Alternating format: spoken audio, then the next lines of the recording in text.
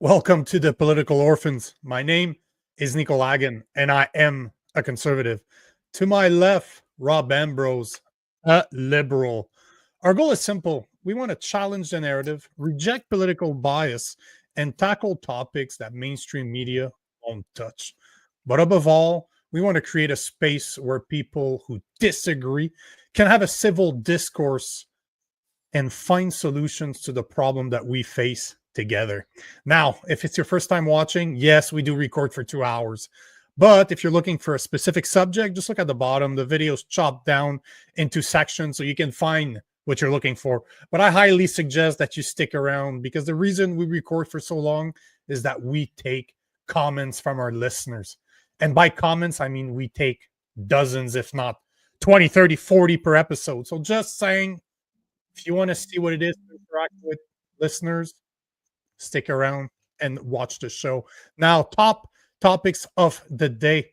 It's August 1st, and we still don't have a deal with the US. Today at 12:30, we have both Chris Milburn, actually Dr. Chris Milburn and Dr. Sean Watley on the show to speak about the state of our healthcare system, especially when it comes to the story that came out about this Oakville family that is suing the hospital for their son's death. Canadians are inciting hate by claiming that there are no unmarked or mass grave in the country. A new Tim Horton t-shirt is causing a commotion. And finally, Trump signed an executive order to bring back presidential fitness testing in school.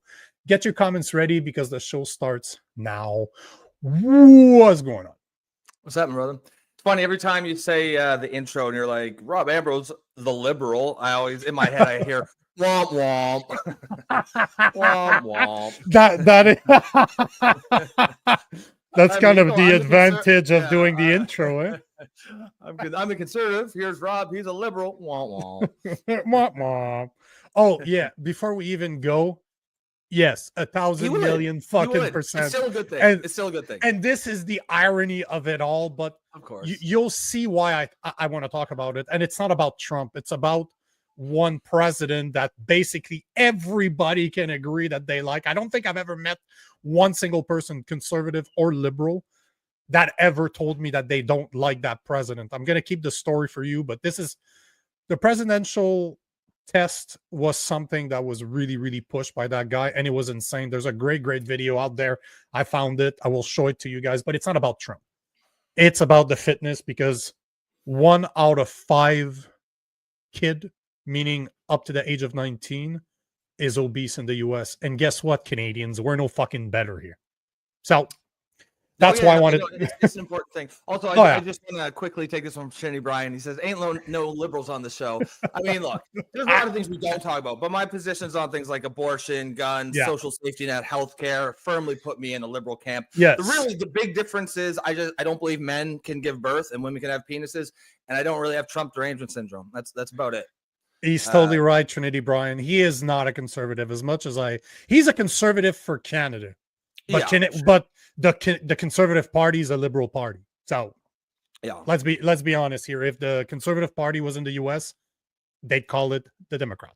So that being said, we do have 2 doctors at 12:30. This I'm really, really excited about, because we talked about the story out of Oakville of that family that lost their son due to the slowness of our system. And I found 2 doctors are extremely outspoken about not only the triage problems that we're having, but what can we do to fix it? And is it fixable at the end of the day?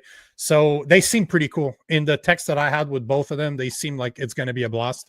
So I'm looking forward to that. 25 minutes from now, they're going to join us. So until then, before I get into the first topic of the day, I want to mention that Wednesday next week, and thank you, Sylvie. I believe Sylvie's here. I already saw her. Yeah, what's going on, Sylvie? Sure. Sylvie last week or this week asked me if I would have a guy by the name of Jim McMurtry on the show.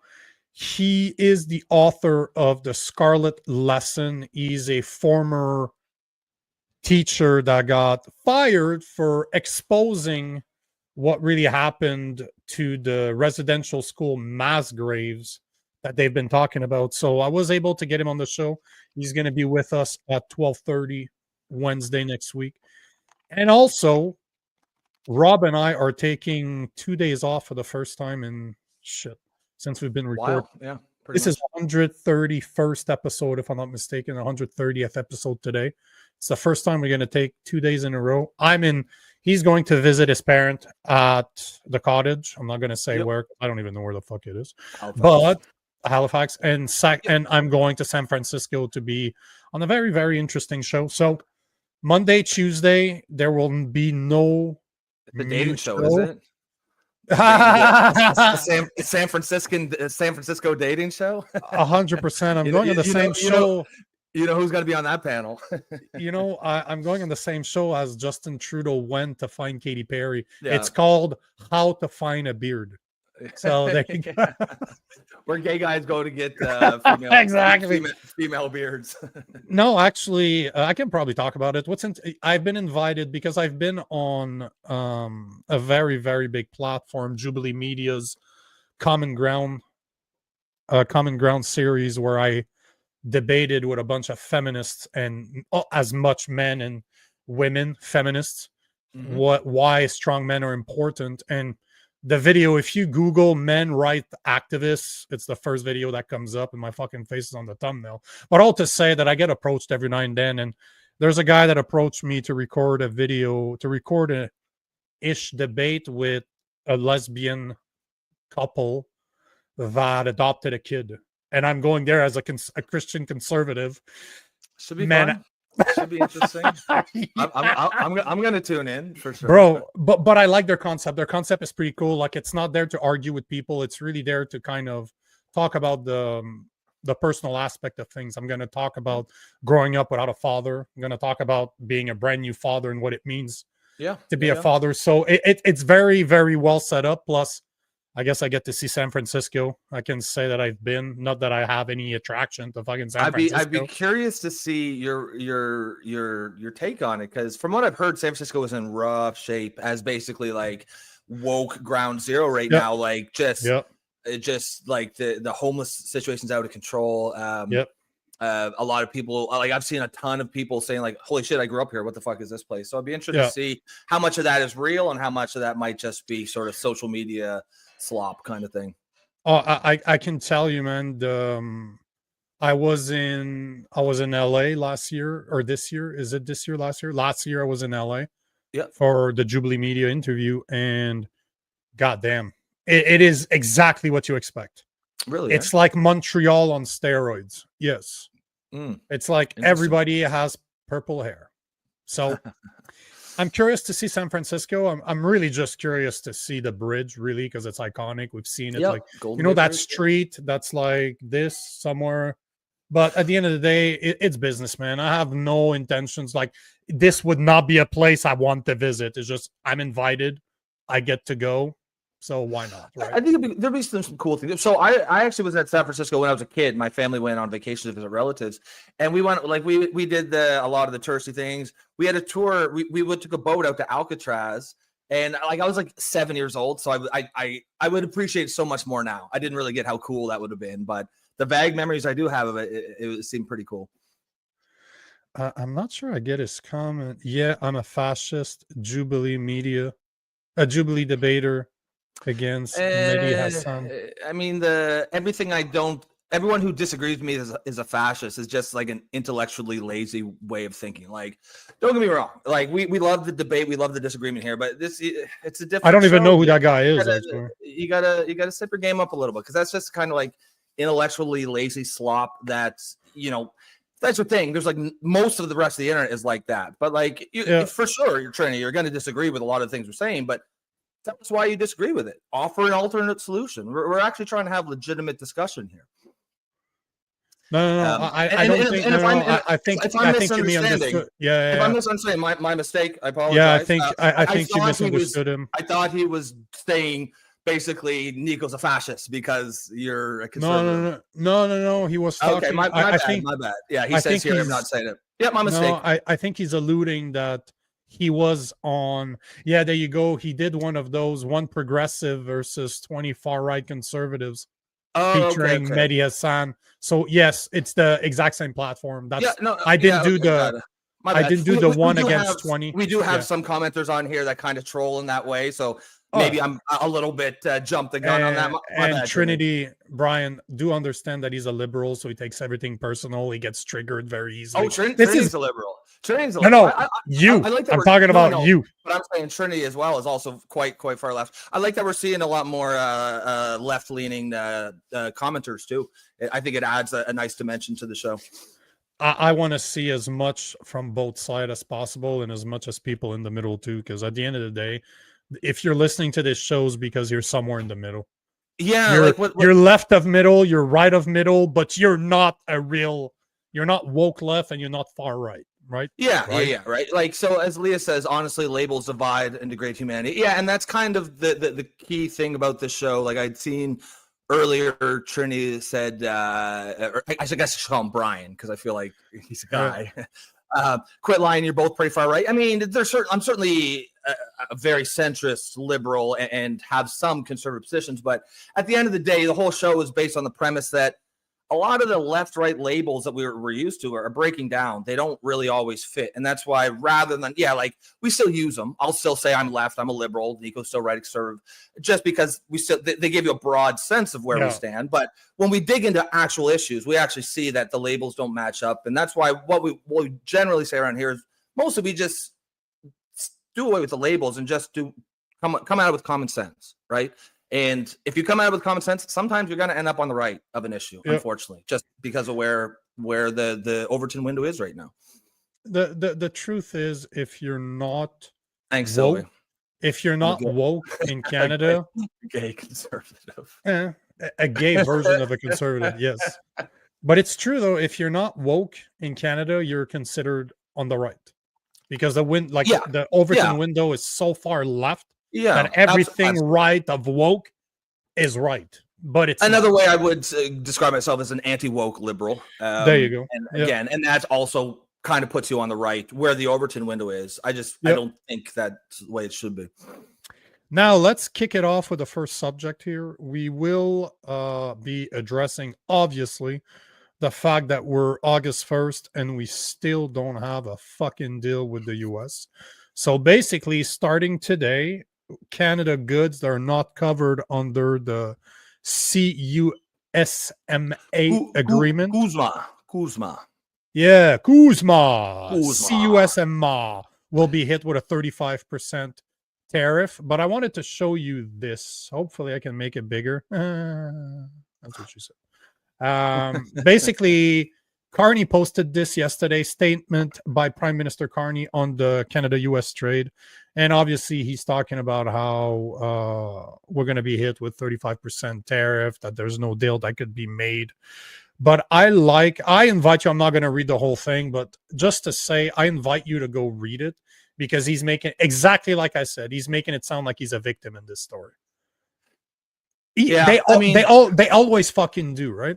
They're not going to admit that they fucked up, that he should have shut the fuck up about Palestine, that he should have concentrated on making a deal. Yes, because this is the thing that I'm seeing most, and this is coming a lot from X. I'm getting a lot of hate on X right now. It's my newer social media. So at the beginning, it's always the same step. I built a platform on 7 different platforms. It's always the same. Nobody fucking listens to you. And then the day you start getting haters, it's just before you start really getting a lot of followers.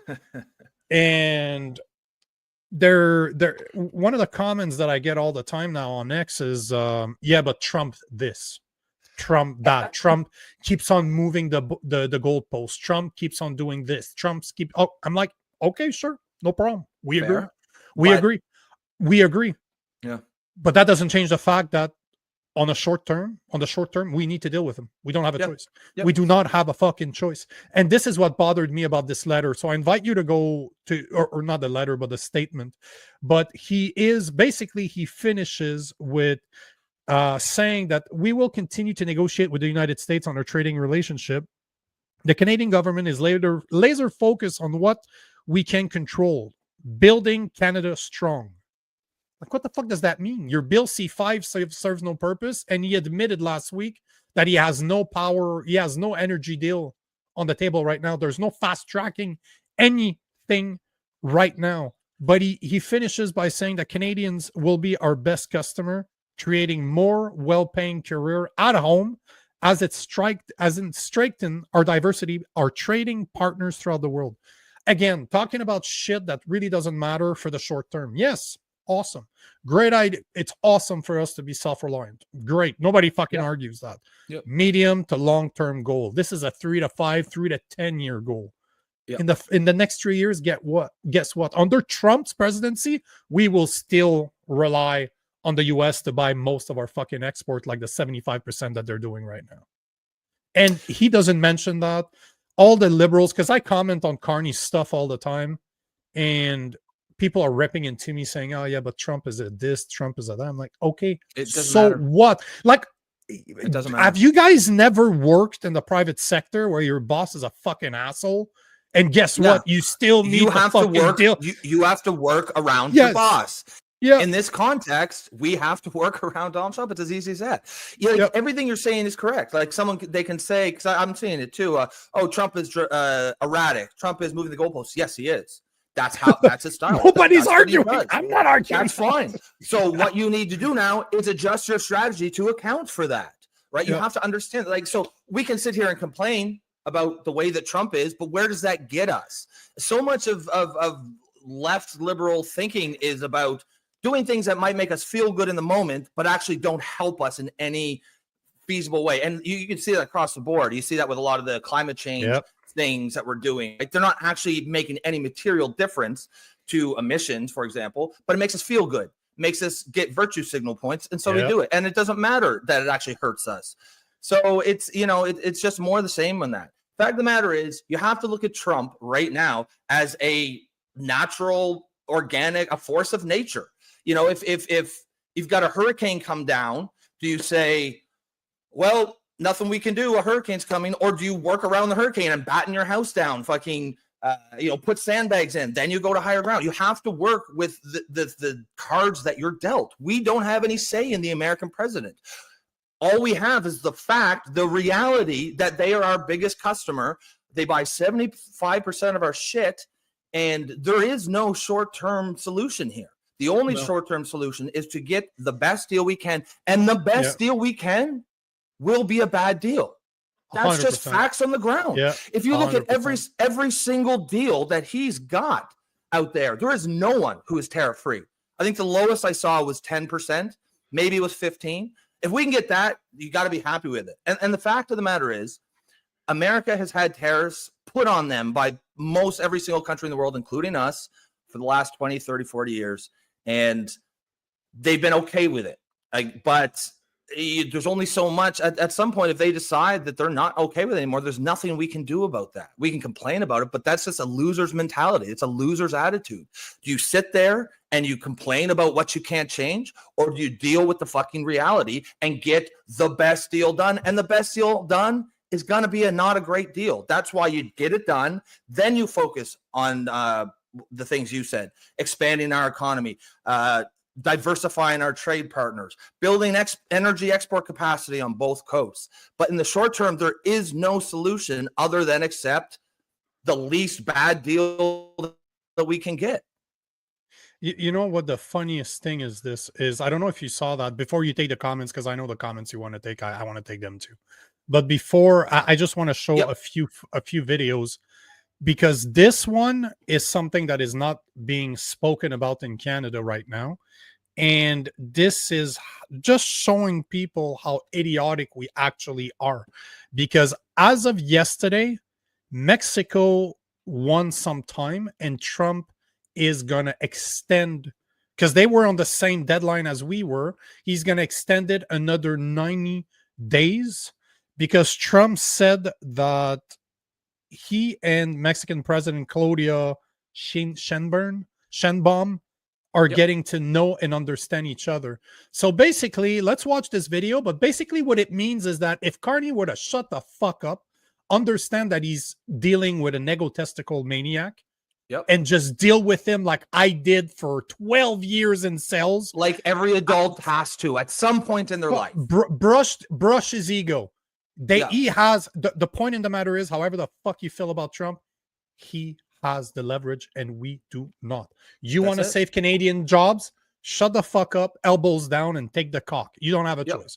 But here's a video just showing how Trump is, you can deal with Trump. And I guarantee you that president behind closed door, she fucking flattered his ego. And he's just like, oh, you, and we've been, how long we've been saying this for 5 months now? Trump is erratic, but he's not. He's not complex. He's very predictable, though. But he's predictable. Yes. You know how he's going to react a little bit. You have to bite the bullet a little bit. You have to read his book. You'll understand that he's not a politician. He doesn't give a fuck about your opinion. He doesn't care about your emotions. But flatter his ego, and guess what? Flattery with him works extremely fucking well. And as a leader, you do the right thing, not what you want to do, not what makes you look better. You do the right thing for the people that you represent. Yes. Sometimes thumping your chest and getting into a dick measuring contest is the leadership move in a certain situation. And sometimes in a different situation, it's being a bit more humble, eating a slice of humble pie and recognizing that you don't have the leverage. You do what you need to do, get the best deal done, then you retreat and you get better. Yep, and 100%. So much of this doesn't, so much of the left, and I think the left is what's egging Carney on to keep going with this antagonistic attitude. That it's not working. Like I like to see with this clip here because it's almost a case study. On one hand, this is how you should deal with Trump when you look south of the border, and then you look north of the border. This is how you should not deal with Trump. Well, tonight the White House is modifying the reciprocal tariffs on most of America's trading partners. It pushes the previous midnight deadline of August 1st back 7 days in what the Trump administration's calling a new harmonized tariff schedule. Alex Stone with ABC News has more. The new announcement coming just hours before President Trump's midnight deadline. The White House announcing this modification furthers a reciprocal tariff rate against nearly 70 countries. Earlier, the president announcing the U.S. and Mexico have an agreement to extend for 90 days a 25% tariff agreement as trade talks between the two countries continue. Late on Thursday, the White House announcing the president signed an executive order increasing the tariff on Canada to 35%. Though exempting many goods covered by the existing trade deal with Canada. We've sent out 17 letters to countries around the world. And the rest of those countries that either do not have a deal or have a letter, they will be hearing from this administration. This week, the president also announced a new preliminary trade deal with South Korea, both sides agreeing on a 15% tariff on South Korean goods, down from 25% that President Trump threatened. The deal includes cars and electronics. Democrats on Capitol Hill say the deals are no good and are not what the president claims them to be. Yesterday, Trump announced a deal with South Korea, and it's very similar to the deals we saw in the past with Japan and EU. All talk, no substance, and raising costs for the average American. India's trade minister told that country's parliament on Thursday, in light of U.S. tariffs, India will take all necessary steps to secure its own interests. President Trump announced a 25% tariff on all products from India, and still there is no trade deal with China. I believe that we have the makings of a deal. Treasury Secretary Scott Bessent telling CNBC the Chinese are tough negotiators. Because they have some leverage. Judges hearing arguments on Thursday voiced deep skepticism about President. They have a lot of fucking leverage. Like Chinese have a lot of leverage. Most of their products come from fucking China. So they're able to be more tough, right? It makes sense for them. Yep. The whole point of this is that I am not endorsing Donald Trump. I'm not saying that I'm happy about what he's doing to Canada. Is he taking advantage of us? Yeah, absolutely. But see, there you go. Pow, Bend Over says, oh, fuck, Bend Over. I fucking love it. I didn't realize until I said it. Oh, that's awesome. Bend Over. Yeah. Bend Over says, Canadian policies have created this problem, living in a border state with family on both sides. And this is what we've been saying for 5 fucking months now. This is 10 years of liberal policies that have allowed the US to fuck up the ass.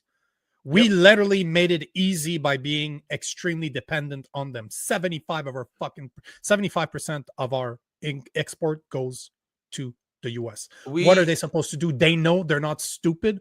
And unlike any other president, Donald Trump doesn't give a fuck to screw us. He doesn't care. And it's not his responsibility to take care of us. Think how different a position we would be in today if over the last 10 years the Liberals had not put Bill C-69 into play, had allowed Canada East pipeline to be built. And then we had export capacity on the East Coast, on the West Coast. We're selling our energy, our oil, our gas to Europe, to China. We'd be in a much better position than we are right now. Unfortunately, the Liberals don't want to do that. They seem to have an idea that it is immoral to extract our natural resources, and their policies reflect that. And our GDP growth over the last 10 years reflects those policies. 100%. So yes, I mean, Ben's absolutely correct here. Like we can complain about Trump all we fucking want. That's like complaining about the weather. It's a loser's attitude. It's a loser mentality. It's not up to us who gets to pick the American president. We only have to deal. The only thing we have to do is deal with who they pick. They pick Trump. And we can sit here and complain about it, or we can actually get a deal done. And I see, Chris is here. Well, I think we'll wait for the other guy. But I pulled this up here. These are the deals Trump's got done already.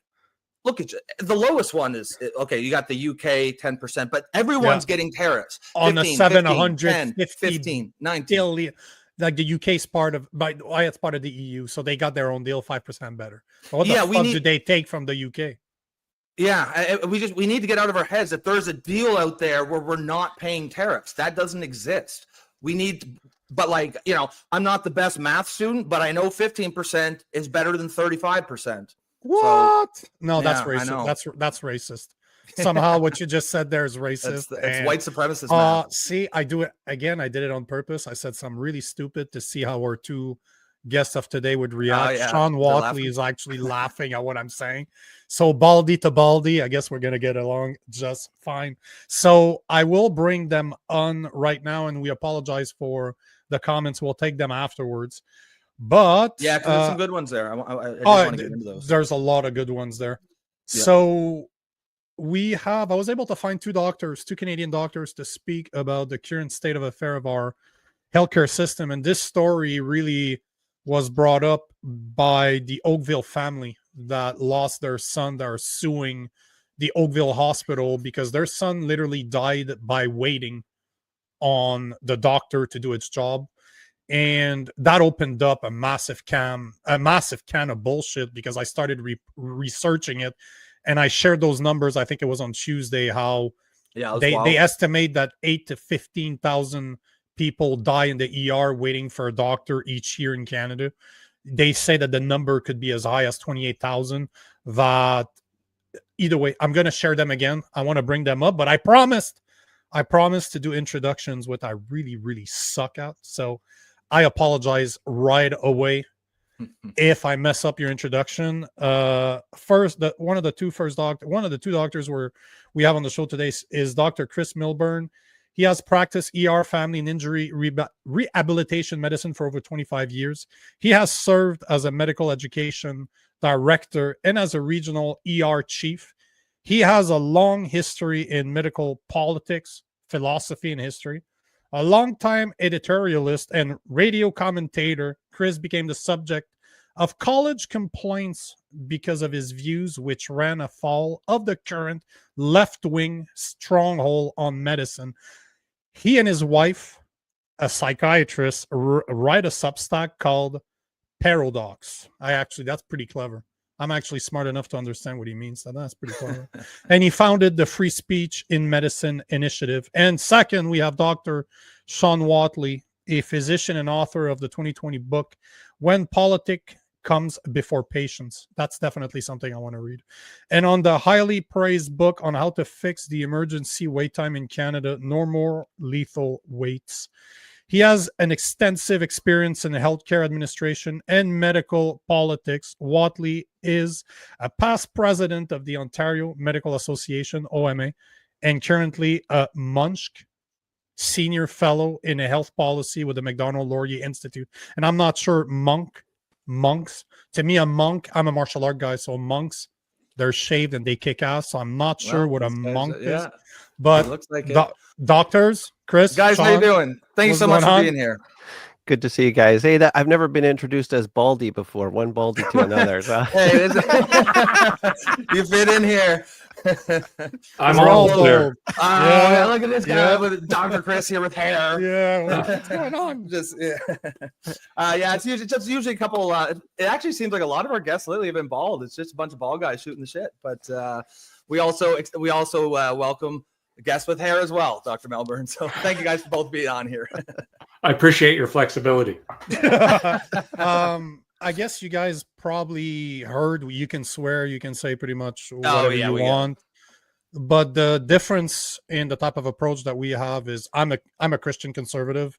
He's what we call a common sense liberal, which I know doesn't make sense when you first hear it, but they still exist. But he doesn't believe that women can have penises. That's basically, that's what it is. So just to put a bit of context. Was that? It makes me a far-right Nazi, apparently. Yeah. So, yep. So I get that all the time, actually. So I don't know who wants to go first, but the whole idea that I had behind this is really the story that came out of Oakville, that family that lost their son because of the wait time, because of he was labeled as CTAS level 2, and yet from my understanding, they're supposed to see a doctor within 95% of cases need to see a doctor within 15 minutes. And it took him multiple hours to see a doctor. And by the time they saw him, they sent him to the Toronto Children's Hospital, and he ended up dying getting into a coma, and they had to unplug him. But that was the idea today, is to talk about what are those CTAS level, what is the triage that's happening in our hospitals right now, and what the fuck's happening?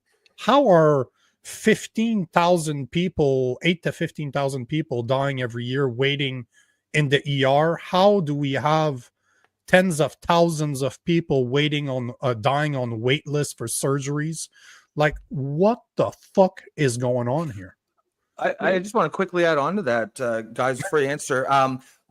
Just because when we did the show the other day, I thought those numbers couldn't be right. 8,000 to 15,000 in the ER, and then we're looking them up as we're going, and they were apparently. And I guess I wanted to add on to that as you answer those questions. Does that sound about right to you guys, or did that surprise you when you hear those?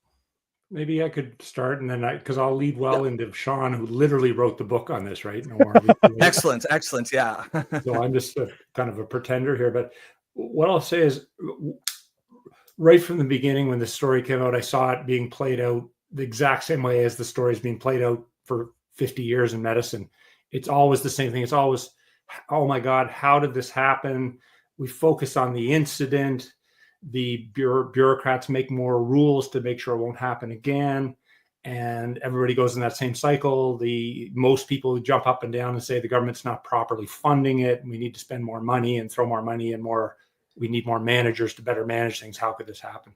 And we end up back in the same spiral of doom that we've been in for decades. And really what I think it comes down to in my mind, and Sean can expand on this, but it comes down to Canadians don't understand the difference between government-funded and government-run healthcare. We have a government-run healthcare system, which is, other than perhaps North Korea or Cuba, we have the most restrictive medical environment in the world. We stifle innovation. Getting private care is actually illegal. So I'm pretty sure we could have the Chris Milburn and Sean Watley emergency room, which would run very efficiently and would get people through, and people wouldn't die waiting. But we're not allowed to do that. The whole thing, it's a little bit of an aside, but the whole thing about CTAS levels, I think, is a distraction.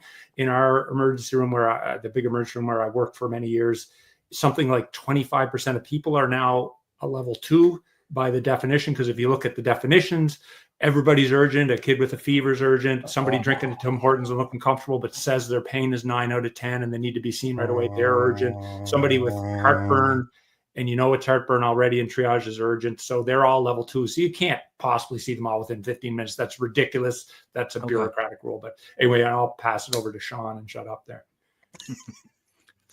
I'll just jump in then. So yeah, kudos to you guys for even tackling this topic. A few years ago, I was speaking with a health reporter from the Globe and Mail. I won't say which one. There's only a handful of them. And I said, listen, you got to do a story about this. We have our gymnasium at our hospital, very large hospital north of Toronto, packed with old people because we have no beds for them. We also have our auditorium packed with old people. We took all the chairs out, all the tables out, set up little curtains, no bathroom, a little more privacy than when they're in the hallway, but we filled it with old people. And a lot of these people are in various stages of dementia and they're waiting to be placed in a nursing home. So I said, this is outrageous. This is not sanitary. There's carpets on the floor. And, you know, when we get to a certain age, bowel and bladder function isn't. Anyways, you just let your mind run with the environment these people were being warehoused in. And the reporter, you know, kudos to them. They were very empathic. They said, oh my gosh, this is terrible. However, our editor won't let us write a story like this. We need a new angle. Maybe you could sneak me into the hospital and I could interview a patient. Or if the patient is too demented and unable to do an interview, maybe I could interview their family and you know, get a human impact angle to this. And so if you look at the headlines over the last several years, especially, it always has to be something even more outrageous. It's got to be a kid who, or a young person in this case, who was triaged as being very sick, but not seen for 7 hours. And then they died. And then the hospital's being sued. It's like you need 3 or 4 extras. But we already have so many stories that the public's not hearing about. Right before COVID, the city of Brampton declared a state of emergency, literally the week before Canada declared the COVID pandemic, so in March. And they said we've had 4,300 patients cared for in hallways in Brampton Civic Hospital. So the town council voted unanimously to declare a state of emergency. And this is before COVID? Before COVID. Wow. Stories like a patient in Sudbury, Jelinas brought this up in the legislature. She said, I have a patient in my riding who was cared for 13 days in the Sudbury Hospital in a bathroom. And there were pictures, right? There was a toilet behind the end of the stretcher. Now, at least they had privacy in the bathroom. But we're always looking for one extra story to go over the top. And so building on Chris's comments, this is a lot of the same old thing we've been experiencing for decades. But like I asked at the beginning, before you go, Rob, do those numbers, because those are the numbers that I have, and I did a lot of research, like those numbers, I can cite the source. It's not just a post I saw on Instagram. I'm the one that made the post on Instagram. So I'm seeing, as per the report of the Canadian Journal of Emergency Medicine, they estimate that 8,000 to 15,000 Canadians die yearly in overcrowded emergency rooms. That as per the secondstreet.org, 15,474 Canadians died in 2023-2024 alone, waiting for surgeries or scan. And they say that the number could be as high as 28,000 as per the research that they've done by contacting the province directly and analyzing their numbers. That Second Street also says that over 70,000 Canadians patients have died on a wait list since 2018 to 2019. The number is more like 76,596. And as per the Fraser Institute, we're looking at it takes 30 weeks to see a specialist after being referred by a general practitioner, up 322% since 1993. And I made the calculation, but the average Canadian, our health system costs $9,500 per year per Canadian. That's the equivalent of $381 billion a year. Are those numbers, do they all make sense to you guys? Or can we all agree on those numbers, or are they out there? Yeah, again, maybe I'll start and hand it to Sean. Like, Absolutely. This is my experience. I'm currently a rural family doctor. I do Emerge as well, but I see this from a number of different angles. I've been the head of Emerge for a region and kind of seen this all play out. So absolutely. So I watch people every day waiting for things, and some of them dying on wait lists. Or recently I had a man have a heart attack while he was waiting to have an angiogram, and he came into the hospital. He's in bad shape. He did make it, but he had a bad, terrible experience with all that and ended up with a damaged heart. So that's just like, to use a younger person's phrase, it's on the daily that we deal with that. And, but it's very hard to put statistics on. So I'll tell you a quick anecdotal story. I came into my injury rehab clinic one morning. I was scheduled to see a patient, and I didn't see her in the waiting room. I asked the secretary, where's Mary? And she looked at me, and the secretary burst out crying and said, she died yesterday. I was like, oh my God, this woman, completely unexpected. She had developed chest pain while at our clinic. Physiotherapist had said, you need to go to the Emerge. And her response was, the last time I went there, I waited 8 hours. I'm not going again. I will not go to that emergency room. It's terrible. They're rude. I'm not going. And against the insistences of our physio, this lady decided to go home. The minute her relatives saw her when she got home, they said, oh my God, took her, but she died en route to the hospital. Now, that's just one story. She's not going to show up in any statistics. She didn't die because of the healthcare system that she did. So how many it is, I think we can quibble over numbers. All we can say is that it's terrible that people have to wait for necessary services, and they clearly are in our system in Canada. Yeah, great. Yeah. So one thing, I guess you want to let Sean answer? Yeah. Sorry, Sean. If you had anything to add before I go on to the next question. Oh, you can go on, man. I could add, and then you guys would have you wouldn't have a show. It would just be Chris and Sean talking about data. So. But do those numbers make sense to you? Are you surprised by those numbers, or does that sound right to you? So I'm not surprised, and actually, I was involved in helping Second Street get that data that you're referencing. Actually, there you have it. Yeah, so that data not at all surprised. There you go. So that data actually comes from Freedom of Information requests. So they gave FOIs to every province, and a lot of the provinces don't have data at all. And so when we were trying to figure out the big range there, 8 to 15,000, that explains that. Well, they are talking about the dying on wait lists. So Nico mentioned that number. And the trouble is we had to pick diagnoses where people actually would die from their diagnosis. So for example, if you die waiting to have your cataract surgery done, well, a lot of old people are waiting for cataracts, and then they have heart attacks. So it's not as simple as it sounds. And what we should be pushing for is to have hospitals keep better track of this data. They don't want to keep track of this data. And so kudos to you for calling it out. Yeah, no, that's all I do. I'm hated everywhere. Yeah, he just calls. That's all he does. Call shit out all the time, even when he's wrong. But that's actually really cool hearing how it works, because I think we all get a little dumbed down in modern society. We got those numbers just typing in Google, but you guys can't do that. You have to go through every single thing and make some judgment calls, I assume, and apply some knowledge. So that's actually really interesting.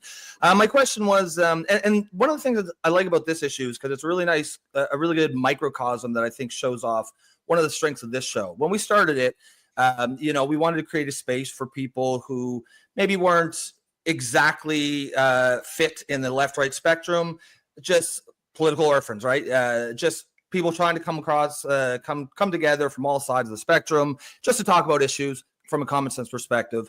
And what we found is, obviously I'm a liberal, or at least have liberal sensibilities.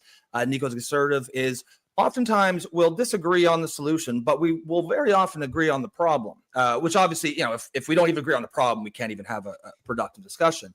So when you apply that to this issue, we have covered this a few times, and one thing that where we seem to stand is we agree that there's a problem with the healthcare system. Nico's more conservative minded, so his solution is ditch the system, ditch the universal healthcare system, go to a more American style. As someone more liberal minded, mine is say, no, it is broken. We agree on that.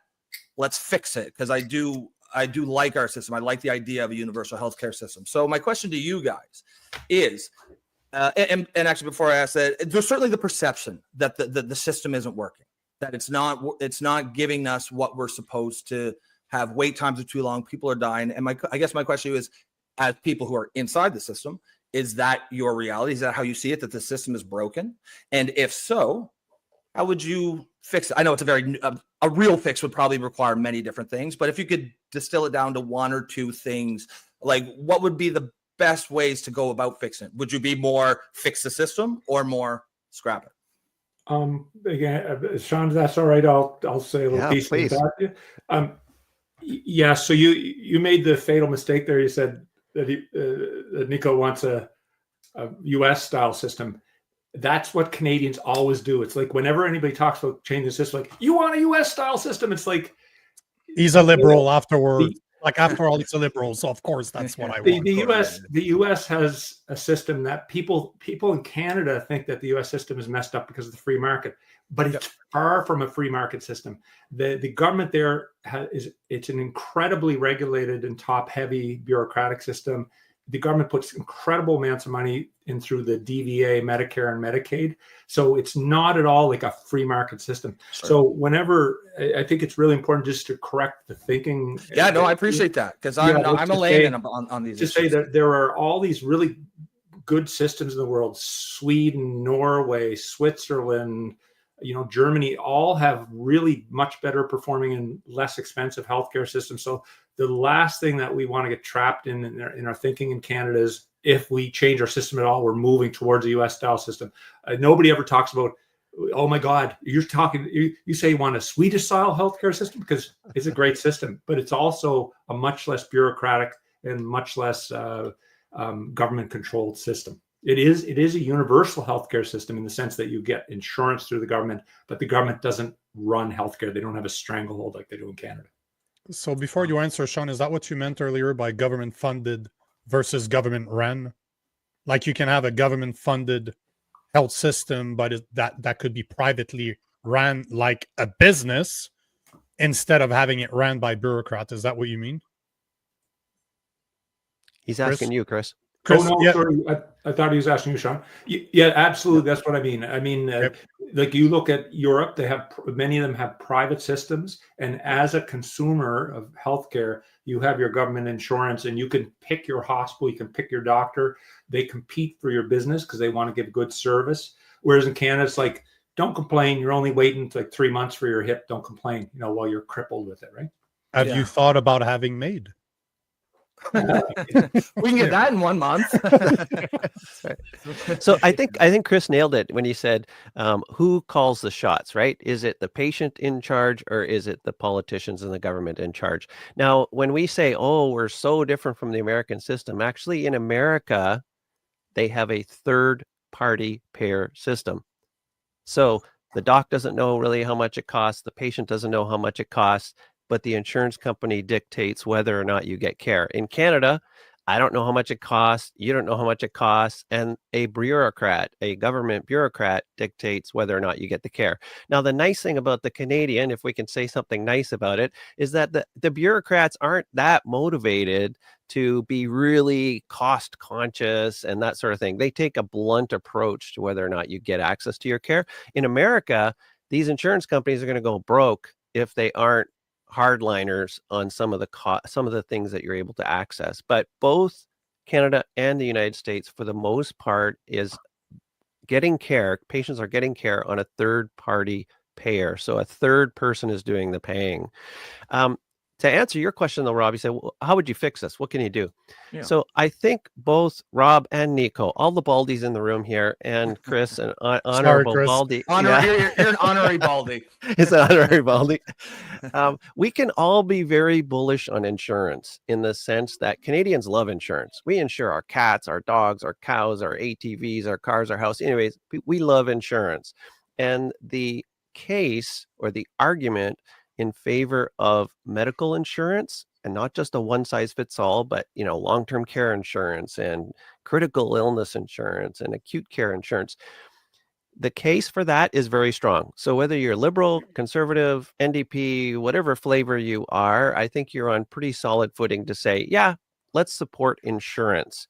And to Nico's case, maybe Nico, it's very solid. I think it's not a non-conservative position to hold to say, I don't want anyone dying in my country because they couldn't get care. So you should own that high ground. That, I think, is the moral high ground. We're going to take care of people in this country.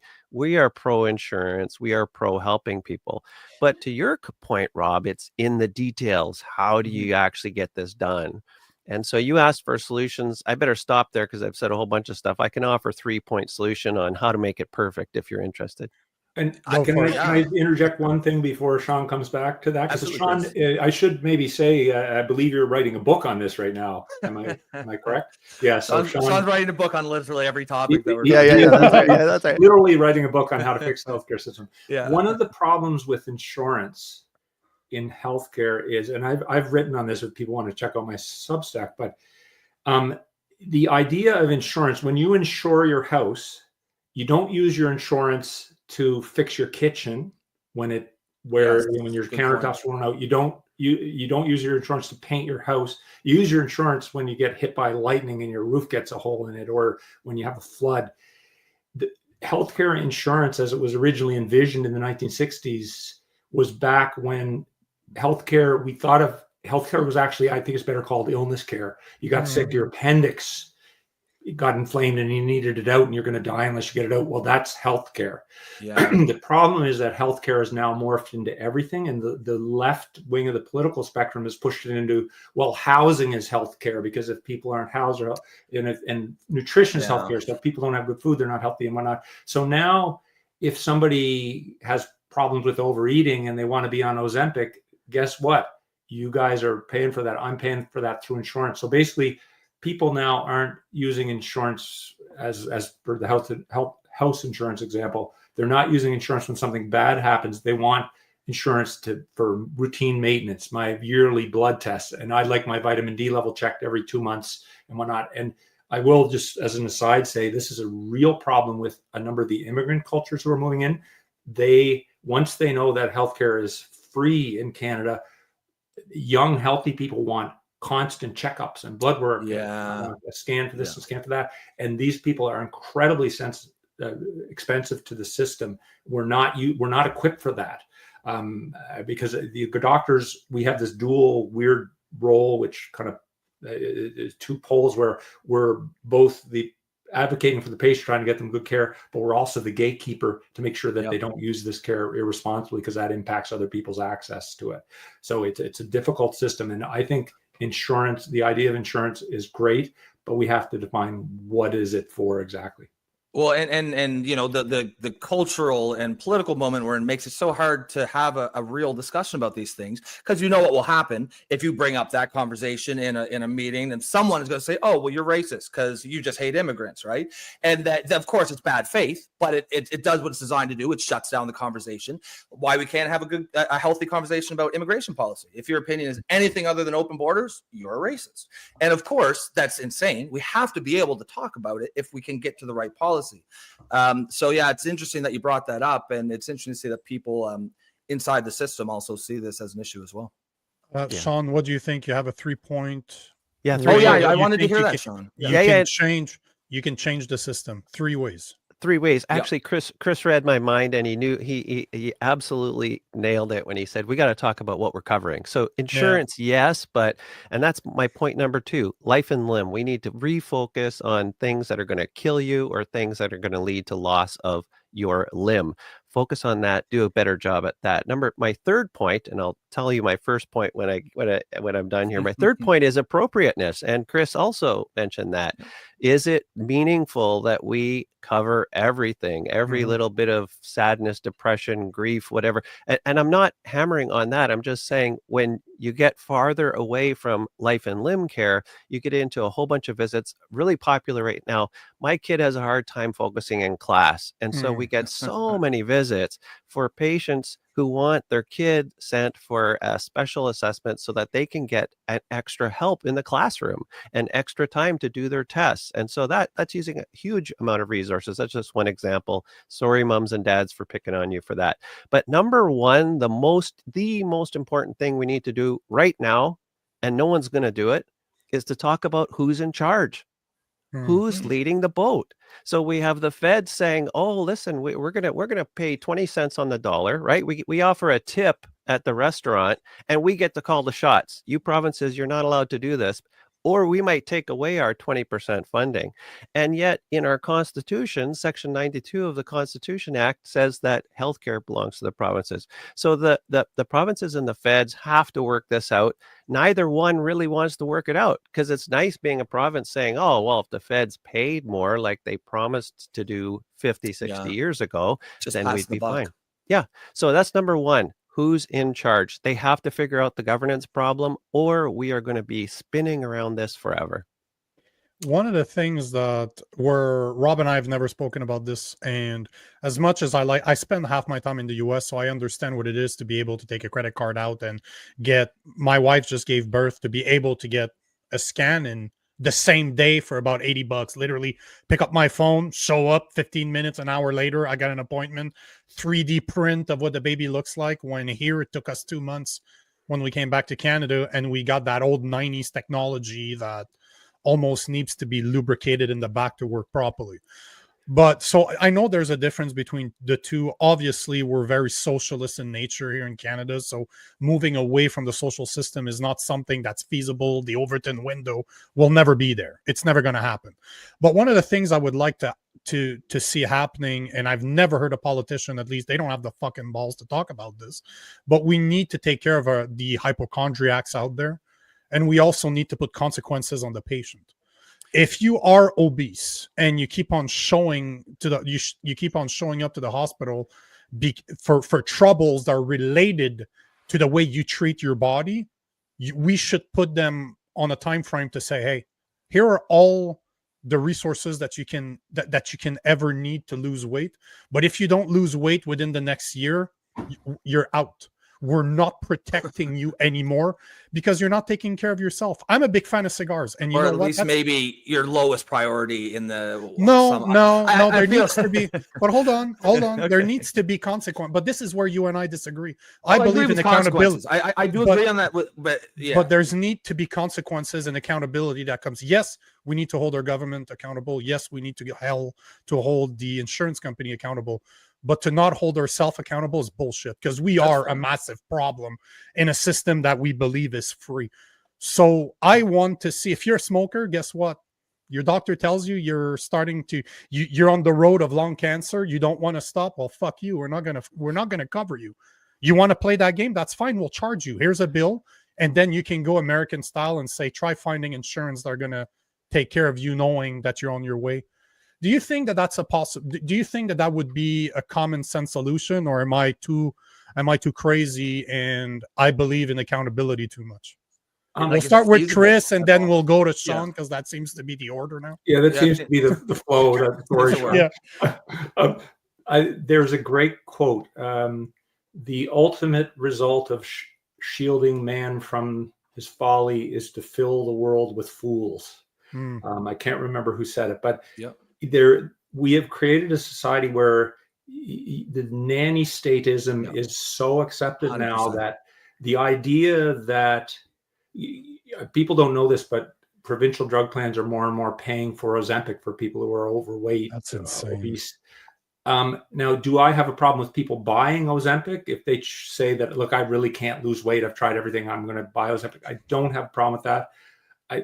Do I have a problem with the health insurance plan paying for that while my cousin waits on a wait list for his hip for 18 months and he's disabled? I do. And so I just think the idea that the government should be all things to all people at all times is rampant in Canada. And it's really, really rampant, as evidenced by our attitude toward the healthcare system, that nobody should ever suffer any consequence of anything. We should take care of them. I'll give you just another little example. We had a lady who, there's a new treatment for Hep C a number of years ago. You can cure it. So we had a lady who was an IV drug user, very pleasant lady. I really quite liked her. She got the treatment. It was, I think at the time, $38,000 to get that treatment. That was paid for, right? 3 months later, she was back. She relapsed. She went back to injecting, and she had Hep C again. And guess what? We treated her again with another $38,000. So that's just like one like blatant example of how much can we pay when people are really moths flying for the headlights.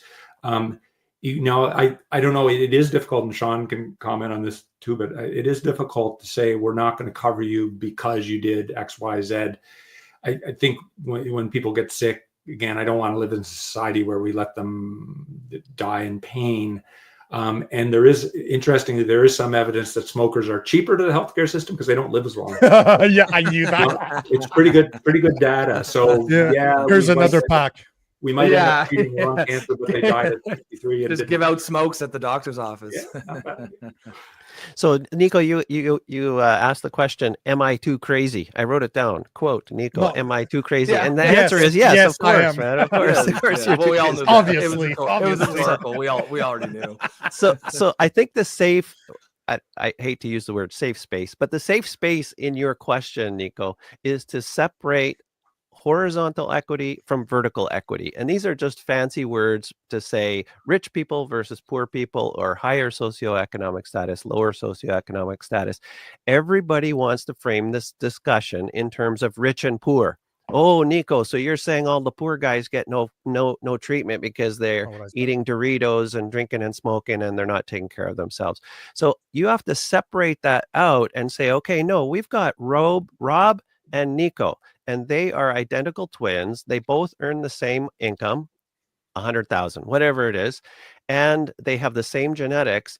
But Nico works out like a fanatic. He's careful with his diet, and he ends up with a sore hip. Rob doesn't care. He's 400 pounds and doesn't take care of himself. He also gets a sore hip because you're both genetically predisposed to sore hips. And so I tell Nico, listen, we don't have to replace your hip right away. It's going to wear out over time, but you keep yourself neat and trim. Don't abuse your hip, go see the physiotherapist, blah, blah, blah, blah, blah. I say the same thing to Rob, and he ignores me. And then Rob comes in every 2 months for the next 5 years saying, Doc, my hip hurts, and we're doing CT scan, referral to an orthopedic surgeon, another one. Nico, he gets one picture at the start and says, oh yeah, my hip's going to kind of wear out. My doc says I'm going to get a new hip in about 5-10 years. I'm going to try to prevent that. But Rob does the opposite approach. So that's horizontal equity. And you have to present it that way and say, now, is it fair that Nico and Rob are both paying the same health insurance premiums? And I think most people would say, no, Rob, you're totally abusing the situation. Why should you pay the same as Nico? And so if you frame it as a horizontal equity question, you'll get lefties and righties most of the times to agree that, yeah, that's not fair. So one thing that's kind of coming up in this conversation a lot is, whether like Nico used the word hypochondriacs. I think Chris was just talking about, appropriateness and people who are going like, so it seems like that is one of the issues. People who are, and I'm seeing in the comments a lot of people are saying a lot of the same things. Basically, people who are using it, the system, clogging it up for things they don't really need. And now, as in Nico's example a minute ago, like, I agree with what he's talking about. I like the idea of some sort of accountability. I think denying service to people would probably be unfeasible. But is there any feasible solution to inject some amount of accountability in the system to get people to, whether it's a small deductible upon a visit or something like that or a reward for the people that are healthy instead tax of break taking away, maybe? Yeah. If you're healthy, if every year you pass and you're taking care of yourself, you're eating well, you're hitting the gym, you're exercising, you pay less. Yeah. But there has to be a way, right? One of the show's themes is solving problems. So is there a way that we could feasibly solve this problem? Even let's say you have like maybe a pie in the sky idea that we would never do. I'd be interested in that. But also if there's an idea you think that we actually might be able to do. Chris? And I guess start with Chris and then. I'll let Sean start because he's thought a lot more about these particular questions. Yeah. So you guys are asking about patient cost sharing, and that's a whole, a couple textbooks out there that you could read just on that topic alone. The problem with Canada when you talk about patient cost sharing is we already have about 27 roadblocks between you and your access to care. You wait in line at the emerge, you wait in line at the lab, you wait in line for the CT. You're supposed to get an MRI, but you only get a CT, on and on. We are so roadblocked and rationed already to now say, oh, we're going to add another roadblock for you. If people are just like, it doesn't make sense. Forget about it. Having said that, when you talk about patient cost sharing, there are 32 healthcare systems around the world that have universal insurance. 28 of those, the last time I checked, have some form of patient cost sharing. So think of the most socialist country you can imagine. Everybody picks Sweden. They have last time I checked, it was about $300 deductible that you had to pay for family doctor's visits for the year, similar $200 to $300 deductible for the year for medications. And talking about vertical equity again, rich and poor, the very poor, the old, the sick, the elderly, there always are exceptions built into all of these patient cost sharing approaches. Now, the first answer from folks maybe on Rob's end of the spectrum is to say, well, that's so administratively expensive to do that. And he's right. It does cost money. You aren't doing this as a way to save money. You're doing this as a way to direct limited resources to the patients who need it the most. That's why you're doing it. You're not doing it to make money. Do you guys have time to answer one more question? Like, I know you guys were supposed to be done at 1. It's 1:06. I'm not in a hurry. I'm good. Yeah. Cool. Sean? Cool. Yeah. Sean? Yeah. This is a question. You thought my last one was bad. This one is going to piss people off. But one of the things that we talk about all the time here is the cost of our immigration / asylum seekers / people that never participated in a system that gets to take advantage of it. Now, people don't realize that we have a lot of foreigners in Canada, a lot of people that become permanent resident, a lot of people that are asylum seekers. Like right now, it's estimated that we have anywhere between 175 to 300,000 of them right now. And obviously they get here. Yep, but they get help. Yeah, they're awaiting on the decision that can take 17 months to 2.5 years. We give them healthcare. So do you think that there should be a time of contribution needed before a newcomer to Canada is capable of taking advantage of our health system? Chris, you seem to be excited about that one. I am excited about this, so I'll go. Yes, I totally have run into this situation. Discussed it a lot with doctor friends recently. So if you go back, I can't tell you exactly how long, but say 15 to 20 years, newcomers, you're not allowed to say immigrants anymore because it's racist somehow. I don't care. I'm racist from the get-go. I'm a xenophobe, racist Christian, so it's all good. He isn't actually, but he just doesn't care about the I know. People, it took a while to get health insurance, right? There was a lockout period. And I believe that's being shortened officially. I believe that people get health care numbers very quickly now and get free healthcare. But when these people were in this period where they didn't have health insurance, when they showed up at a hospital or a clinic, doctors could choose to treat them or not. If you showed up and you wanted to get seen because you had a rash, like clinic, but you didn't have health insurance, I could say, yeah, well, I'm going to charge you whatever, $20, $50, whatever. And if somebody said no, then I wouldn't have to treat them. But then, so what happened was these newcomer clinics or immigrant healthcare clinics got set up. And at first it was doctors volunteering out of the goodness of their heart, say, well, these people are, hard done by, so I'm going to take a half day once every 2 weeks and go and volunteer at the clinic. And I thought that was great because it placed a natural limit on the amount of healthcare. So the little old lady who had paid taxes in Canada for 70 years and now needed healthcare, she could get the government-funded healthcare. The immigrants could get healthcare when the clinic was open 1 day a week or whatnot. But then, over time, the doctors who worked these clinics pushed the government, and the government started to fund these clinics. So I don't know about other provinces, but in Nova Scotia now we have newcomer clinics that are government-funded. The doctors are getting very well paid, and some doctors are not working as much in the normal system now. So that 78-year-old lady doesn't have a family doctor, but as a newcomer, you have better healthcare funded by the government, and there's no limit on it. And the doctor gets the social credit for, look at me, I work at the newcomer clinic. People don't realize you're not volunteering. You're getting really well paid, probably better than if you were just a regular old family doctor. So there's a real problem here that the new immigrants are actually getting preferential care where I am compared to somebody who's actually just a regular old Canadian.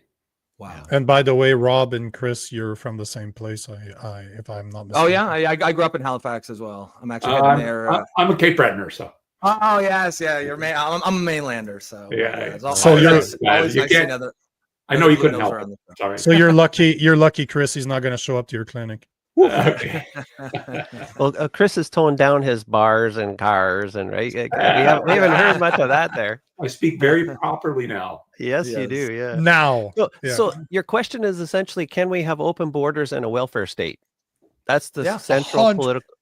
Yep. Pow. Exactly. Yeah, that's what it is. Can we have a welfare state and open borders? And so the question isn't not, okay, we have these people in and they're going to get care, but they're not going to get care. We're going to make those other people wait very long. And we don't really want old people because they haven't paid taxes their whole life. Like all of that stuff that ends up being almost impossible to sort out starts from that first presupposition. You have a welfare state, then you can't have open borders. And if you can't have open borders, then you got to get your immigration figured out ahead of time. And we're not doing that. We're inviting them in and student visas and refugees. And oh, by the way, we can't even take care of the people that we got. But here's another, however many, you guys know the numbers. I don't know, it's 800,000 last year or something like that. Yeah, that's about that. Yeah, refugees, student visas, etc. 1.1 million between temporary workers, new immigrants that became permanent residents, and that is asylums, asylum seeker, which is at 50,000. They don't count the 250 that are on waiting lists, which should be counted. And then with student visa, you're looking at 1.1, 1.2 million.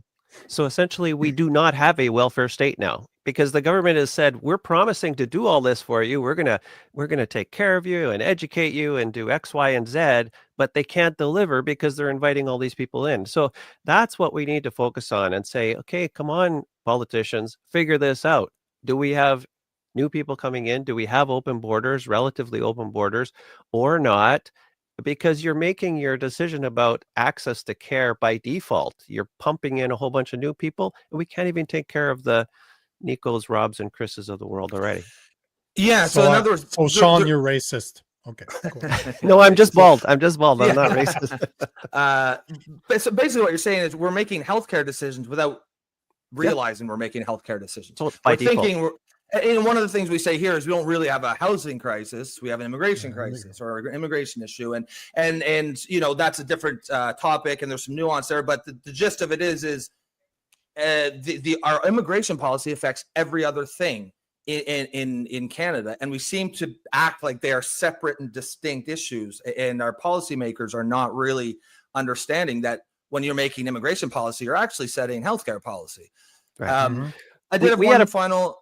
Sorry, go ahead. We had a problem even if we have zero immigration. Just to be clear, there are problems in our housing industry, both with just the industry itself. There are problems in the healthcare industry, and we can talk about how it's being looked at and managed. So it's more than just immigration, but immigration just breaks the camel's back. Yeah, that's a great point. And like I was saying earlier, we it's in this current moment, it's almost impossible to even talk about something like immigration because of the politics, and that's that has to change if we're ever going to fix any of these things. I had a quick follow-up, Chris, and then I think I'll be done. Just to what you said something earlier about newcomers, how they tend to, once they realize it's free, they tend to keep coming a lot more. I'm sure you don't have any numbers to back this up. I'm just asking you for your sort of gut feeling as someone who's in the system. On a average basis, would you say the average newcomer or immigrant, migrant, refugee consumes far more resources, healthcare resources per capita than the average native-born Canadian, or are they about equal? You won't be surprised to know that nobody's done a study on that, right? Because they're afraid of the answer, right? Well, exactly. And that's why I know you wouldn't be able to give me hard numbers. I'm mostly just a gut. But I have number of years of experience of this now and talking to my colleagues and whatnot. What I can tell you is, particularly, I think, and again, you guys would know better than I would, but I believe our biggest source of immigration right now is India. Yep. And, 40%, 40 to 50%. Yep. Not even close. And it's a cultural thing there, but they're big healthcare consumers. When you get a cold, you kind of expect to go to a doctor and get tablets, as they say they're Britishized. And when you have heartburn, you expect to go to the doctor and get tablets and whatnot. And so I get a common visit for me in one of the clinics I work in would be a young gentleman who's been here from India for maybe a year or two, who comes in with his list of, and I'm not kidding, 25 things that he wants to get checked for his blood tests, right? Oh, I get my blood tests twice a year, and here's all the blood tests that I get. This is from my doctor back in India telling me what you need to do. And it might be $300 or $400 worth of blood tests. And that's really challenging because, and Sean and I could talk more about this, but the data says that if you're a 25-year-old guy and you're pretty healthy, you don't really need to go to a doctor. Need those things. Stay away from a doctor until you're 40 or 50. That's probably your best Agreed. health, right? Is healthcare almost a status symbol in India? Do you think? Like, is somewhat? Yeah. So it's a bit of a caste thing. We're not getting Indians and who come from the lower caste and poverty are not getting here. It's the ones with enough money and connections to come. So we're getting the richer Indians, and yes, for them, getting regular healthcare is just part of the normal way that they do things, starting at age 20 or not. So they're, in my experience, they're very consumptive of healthcare resources. They show up in the emerge a lot with coughs and colds and minor injuries that you guys would, as a Canadian growing up in Canada, if you tweak your ankle playing basketball, it's not too bad. I'm not going to go and waste doctor's time, but they do. They want to know because they think there may be some treatments or things that they need. And it's not to shit on that culture. It's more to say that it's a different culture and it doesn't fit with our healthcare where it's free. They pay over there. A young gentleman who saw me, he tweaked his knee playing squash when he was at home in India. He said within half an hour he was in a clinic. Within another half hour he had an MRI. With another half hour he's back at the doctor. MRI is fine. It was just a tweak. No big deal. We can't do that here. Our system would break, but that's the expectation that they come with. Yeah. So you can't tell them, like my mother told me when I was young, just throw some dirt on it. Stop being such a bitch. I haven't been to an ER in like 10 years or a doctor for that matter. Yeah, that's interesting. Where'd they do your sex change? I'm just kidding. Sean, did you want to answer his question? That was fully colored. I got that in a week. So I'm going to let Chris own all the weight of that very spicy question you asked, and all the views can go towards Chris. I'll just simply say I'm not going to name any culture, but in Southern Ontario, we have lots of different cultural communities. They tend to hang together, right? We're a multicultural nation, right? You don't become Canadian. You stick to your culture. And so in the emergency department, you can almost tell who's coming in the door. Oh, it's one of those people, because you can hear them screaming and yelling. Or you go to another person who's literally dying in front of you. And the only way you can tell is they're getting really pale and they're talking less until they pass out on the side of the stretcher. So huge cultural differences, but you guys are socially inappropriate. I mean, you're not supposed to ask these kind of questions. The liberal view of society is we are just all the same. All humans are equal. Yeah, every culture's the same. But in reality, that's not true. Well, of course not. Like, well, Chris, what you were saying, like, like you said, it's not that anyone is better. It's just different. And I don't understand why we can't just understand it like that. Of course, they're going to have a different culture. They grew up in a completely different country with different history, different everything is different. It would be insane if they came here and perfectly fit in. So, but we can't even talk about that because immediately, even though we're just talking about differences in culture, the woke left will immediately accuse you of talking about superiority of culture. And that must be frustrating for guys with your kind of sensibilities to kind of see some of these issues. And we all know you can't say it. Like, we all understand instinctively what you can and can't say. Absolutely. No, and I will say too, like healthcare, we were woke when woke wasn't cool yet. Yes. Healthcare has swung very far to the left over many years. My wife Julie has written about this, and I wouldn't have dared done it, but she wrote about the feminization of medicine, which has occurred like something like almost 60% of that sounds medical school graduates have been women for about 20 years. So there's, medicine is a patriarchy. probably It's true from in 1975. It probably 91. wasn't very true in 1985. By 95, it wasn't true at all. And now it's actually very feminized. Just look at the study out of University of Ottawa.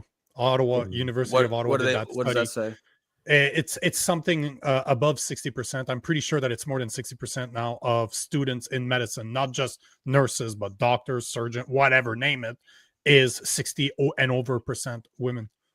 Wow. Yeah. Yep. Yeah. And not even, and I mean, I feel like you could have a feminized culture that's still being done by men, right? Like it's not necessarily about the sex of the people. It's about Justin Trudeau. You're looking Just look at Rob. I was Perfect. going to say Rob, but Justin Trudeau was fine. You fucking guy, man.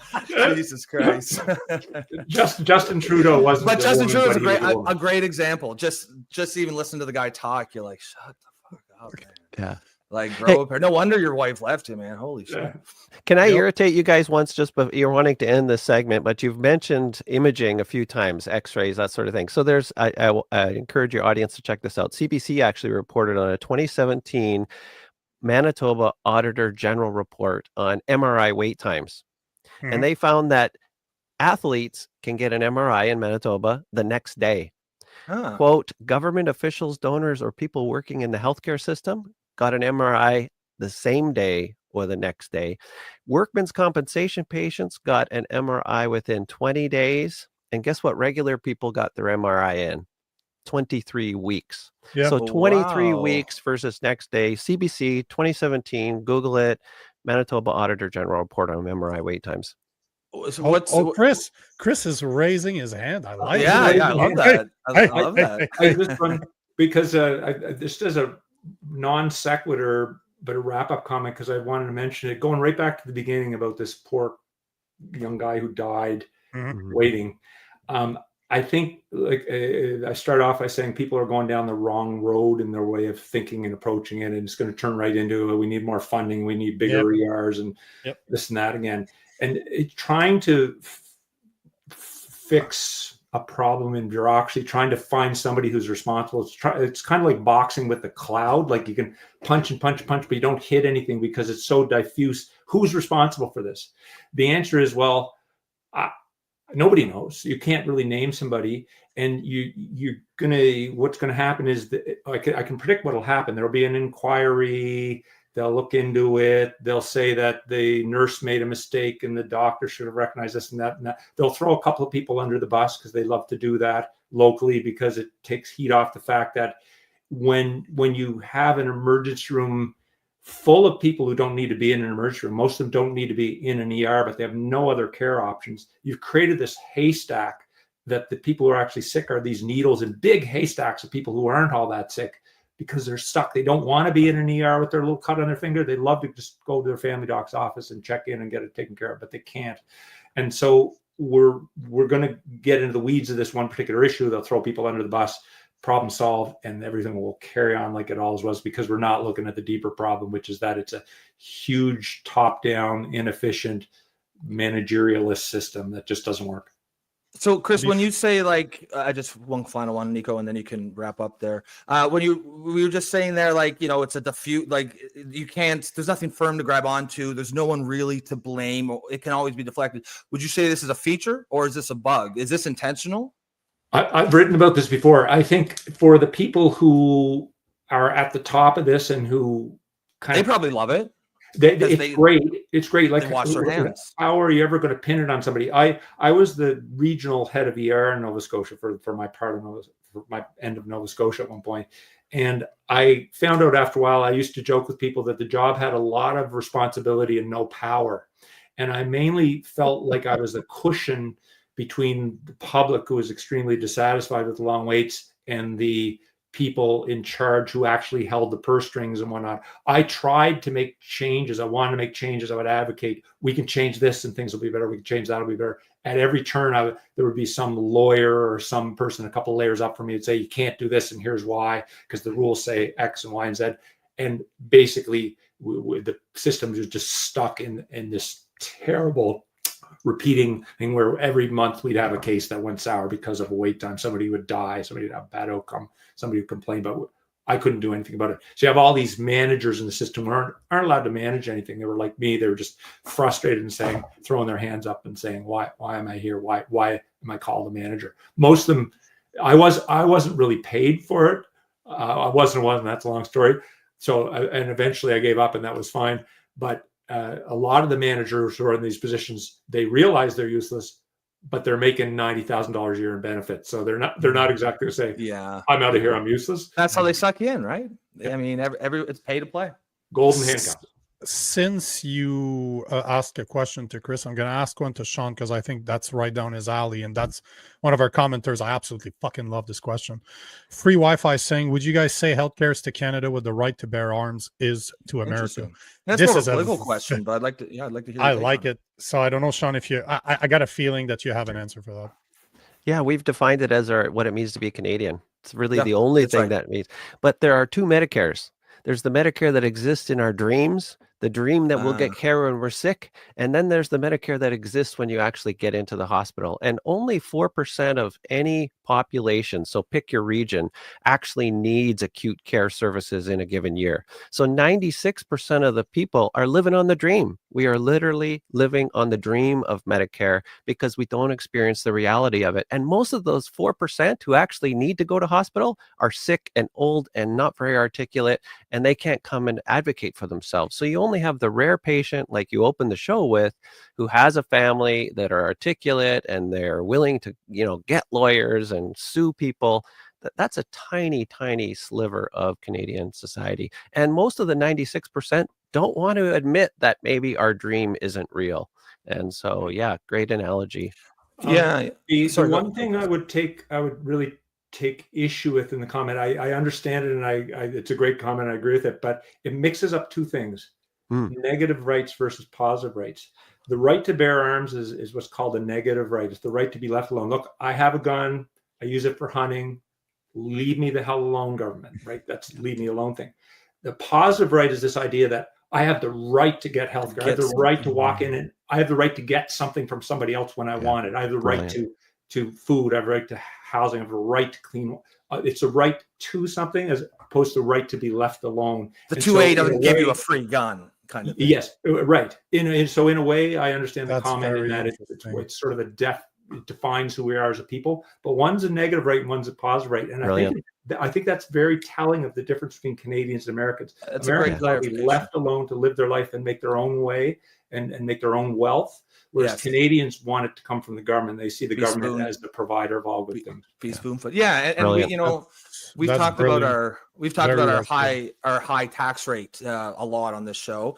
And as one thing that I was saying the other day is that comes with a certain social contract. Like, I think most Canadians have this feeling like, okay, yeah, we're highly taxed, but in return, I expect a functional healthcare system, right? I expect holes repaired in the roads, good healthcare, good education, those sorts of things.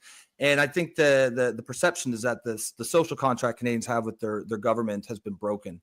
A great quote that's very apropos to that. I believe it was Thomas Jefferson who said, "A government powerful enough to give you everything you want is also powerful enough to take everything you have." 100%. Yeah, brilliant. We're going to end this here, but I wanted to finish with the Wise Guy's comment saying that before they leave, I want to thank those two guests. Very informative and entertaining. Enjoyed every bit. So you guys, and there's this was a lot of fun. We've never had two guests at once. We weren't sure how it was going to go, but it went perfectly. There's another comment that was saying that Prairie was saying that she would love to actually touch all of her bald head for good luck.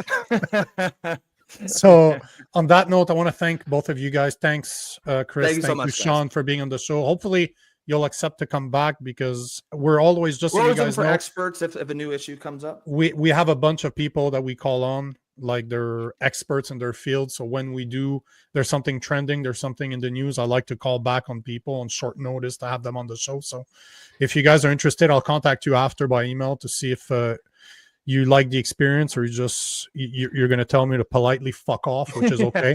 I'm used to that too. I'm used to that too. As long as Rob's not on the show, I'm good. Exactly. But I want to thank both of you guys. I don't know, Sean, did you have a closing comment? Yeah, anyone who calls me Baldy, man, I'm not coming back. Wow. Guess what, Baldy? Yeah. I'm really going to work on losing all my hair before. Yeah, you got I to. agree. Then it'll be the I'm well four on the way. musketeers. The four You'll fit musketeers. in. I love fit it. in. Great show. Thanks so much, for it. guys. Thank you. Appreciate Thanks your time. Bye-bye. Great Well, guys. there you have it. Oh Great yeah, guys. this was really cool. Yeah, that was a lot of fun. This was definitely cool. Yeah. What do you guys think in the audience? Do you guys enjoy this? It's that probably might be one of my favorite interviews, most enjoyable interviews we've done. he made a very valid point though at the end. Even Sean is Yeah. like, damn. That negative and positive rights thing. That is, I've never thought about. That is brilliant. That's actually and very just smart. yeah. And I who was it that said that? Was it Free Wi-Fi? It was a great question, by the way. Yeah, That's it why is. I took it, because it was a great one.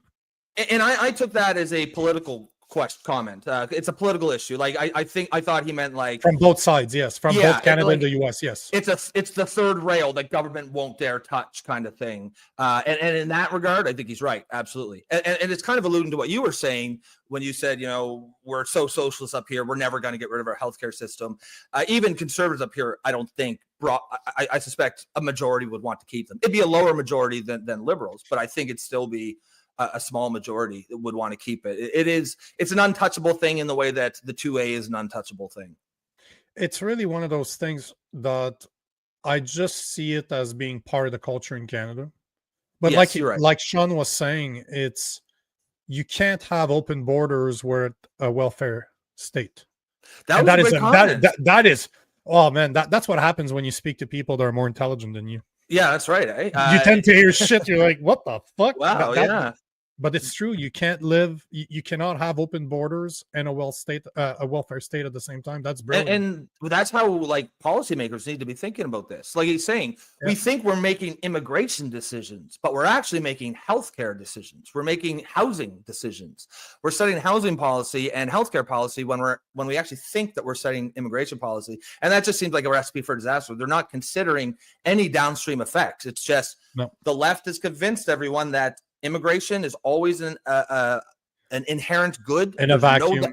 There's no downside to it, and if you disagree, you're racist. To be yup, that is yes. Basically, Tammy's saying anyone notice that the majority of guests on the show tend to be bald? Like we know the word you're using, let's call it bald. Guys, if you're on X right now, you like what we're doing, make sure to like, make sure to comment, make sure to restream this restream this stream. Well, that's restream the stream. That's I'm hanging out way too much with you. Goddamn. Okay, you guys need to do restream the stream. But if you really want to be part of the conversation, like we're getting so many, it's unfortunate. I apologize for the commenters. So many there's some great comments in there, but so many great comments. But if you want to be part of the conversation, make sure to go to our YouTube channel at the Poly Orphans. Make sure to like, make sure to subscribe. And if you believe in what we're doing, because we literally had two doctors that are major voice for the healthcare system or talking against the healthcare system. Like them or not, agree with them or not, they were open. They did not ask for any of the questions. They just told me they're ready. We set up a time and they showed up. And I will always respect somebody that shows up, an expert that shows up doing it live, because there's no retake. Whatever you say is going to be out there, because I'm not fucking editing shit. This is live and I'm not removing it. So it's, if you want to be part of the show, because as Joe's saying, we were having our show time during the show, and that's the whole point. That's I'm what noticing Rob that and a I lot more. And I really like that. But this is what I want. This was the point. There's a show with this, and sometimes the topic's completely different. We're over here talking about Carney, and then I'm watching the guys talk about what was the one the other day, right? They're talking about but this is the whole point. The whole monetary point policy or something. You guys can drive the conversation both on what's on air and in the comments. And I rarely see insults, if any.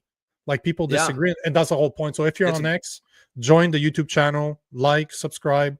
And if you believe in the type of environment that we're trying to create, where two opposite sides can speak to each other, do it politely with respect, and create a discourse, join our membership program. It's $2.99 a month, and It's less than a nasty coffee at Sing Hortons. Yeah, That's a new expression that I saw this morning, and I'm going to Yeah. bring it up right now since I Sing get to do Hortons. that. This is just, it's fucking Friday. I thought I'd make it a bit funny. And here is there's a t-shirt that's going viral right now. And if I fucking saw that, I would totally buy it. Like, I think I'm going to go buy this. Yes, I know what you're talking about. It's It actually is. a nice looking t-shirt. It's a nice brown. It's very fucking clever. Whoever did it is clever, but here is the new Tim Horton t-shirt that is offending Canadians. The name Tim Hortons has been swapped out on the design of this t-shirt sold by an online company called Alberta Unchained. It says Sing Hortons, using a common South Asian name. The line below reads, now hiring Timmigrants. Hate is hate. And it's in many different... It isn't hate. Look, the apparel company refused an interview with CTV News and did not answer questions about who is behind the company, where they are based, or how many items with this design have been sold. Instead, it sent this statement saying, to clarify, the Sing Hortons design is a piece of satire. It is not racially motivated, nor is it intended to target any community. The executive director of Stop Hate AB says humor can be a cop-out to cover up anti-immigrant sentiment, and says the design should be called out for being hateful. To collectively stand against hate is us actually doing an action towards ending it. Ignoring it gives it space. Bullshit. Tim Hortons' hiring practices have come under fire for the company's reliance on temporary foreign workers for paying low wages and reducing opportunities in communities with high youth unemployment. Tim Hortons turned down an interview with us, instead sending a statement reading, there are over 100,000 hardworking Tim Hortons team members across the country who are members of our local communities, and they do not deserve to be exposed to such blatant racism. We will be taking swift action to hold the people behind this accountable. There's not much that can be done within a criminal matter. Legal experts say the design doesn't amount to a hate crime. But you know, okay, thank fuck. At least somebody has some sense. You know what's going to happen, right? The same thing that's happening with Sean Foyt. Shut the fuck up. Don't expose it. Just stick it on the chin. Nobody would have known. Now you're going to have idiots like me with a following that's going to go buy that t-shirt. And I will go to the gym fucking flexing, showing the t-shirt to all my followers. Like, hey, this is a great t-shirt. Maybe we should get a sponsorship from that. Do you know what I'm saying? Like, don't do that. Don't give me a chance to be an idiot, because guess what? I will be a fucking idiot. And that t-shirt is fucking awesome. I wish I thought of that t-shirt. Hilarious. Well, and like, welcome to Timmigrants. And they have it as, first of all, the reason it's funny, and everybody who sees the fact of the matter is every single Canadian who sees that shirt knows exactly what it means, right? The fact that everybody knows it proves the point of the shirt. And they have it exactly wrong. That woke retard there was like, oh, it's hiding hate within humor. No, what it is we're trying to have legitimate criticism of immigration policy, but that gets shot down as hate, and so we are hiding legitimate criticism of immigration policy within humor. So, like, it is an absolutely reasonable, especially when you listen to that interview we just had. It is an absolutely reasonable position to hold that our immigration system is not working and it needs to be completely revamped. Completely. You know, I love that Tim Hortons can call those t-shirts racist, but yet they have a vast majority of their 100,000 employees that are on low wages from a different country. So you're saying that t-shirt's racist, but we're not racist for importing or for Timporting. Yeah, that's not racist. No, of course not. The fact of the matter is if this wasn't true, like if when you went to Tim Hortons, you know, there was an actual diverse mix of people, you had some Indians, you had some white people, you had a couple black, whatever, no one would understand the joke. We would be like, what the fuck does that even mean? But everybody understands the joke. Everybody gets it instinctively. Now, you may be offended by it, but the fact that they're offended also suggests that they know and understand the joke. Everybody knows that it's the fucking problem. The difference is half of the country is telling us we're not allowed to talk about the problem. And the other half is trying to come up with a way to talk about it without being called racist. And the only way you can do it is just not fucking worry about what these fucking far left woke idiots are going to say. They're going to say what they're going to say. We saw with Joey Swoll the other day. There's no placating them. There's no amount of apologizing. As soon as you give them an inch, they will take a mile. I like this comment from Chris H because he tends to disagree with a lot of the things that I say. But okay, well, Nico made a good point about the wages. Well, they're not doing it out of the goodness of their heart. No, obviously. So either they're getting they'll wrap it up in some feel good diversity bullshit, but it's all about money, purely. It's always about fucking money. And just like I was saying about Mark Carney this morning on a video I made, you want to know where his intents are? Follow the money, because profit doesn't have any political affiliations. And this is exactly what we're seeing with Tim Hortons. They're playing the victim over the t-shirt, but motherfucker, if that wasn't a problem, the t-shirt wouldn't exist. It wouldn't make sense. The fact that everybody gets it.